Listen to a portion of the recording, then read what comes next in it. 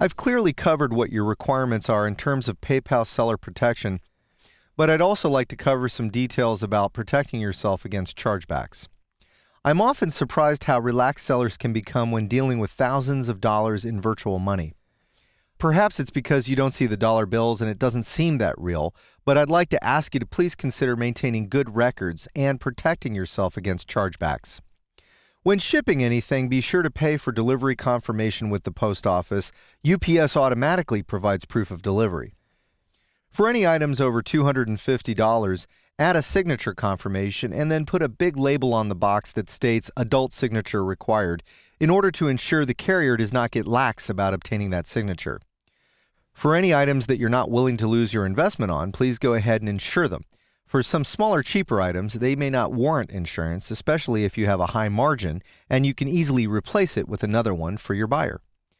For ultra-high value merchandise, you may wish to videotape the packing of that item and then keep that video or photograph so that you have a record of what was put inside the box in case you need some compelling proof at a later time. Online tracking only lasts for a certain period of time, so be sure to print a proof of delivery for a buyer who hasn't confirmed receipt yet through an email or through eBay through a positive feedback score. Generally, eBay and PayPal consider positive feedback a bulletproof shield against a chargeback. If you do accept local pickups and you've received payment through PayPal, be 100% sure that you do not give any cash back.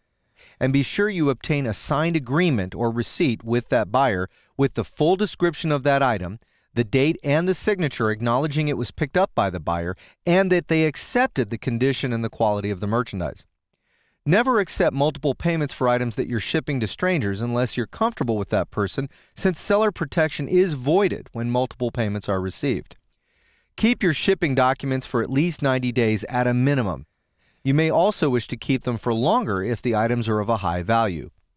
I'd like to remind you that chargebacks are rare, and because you're an honest and an ethical seller, you're going to rarely have one.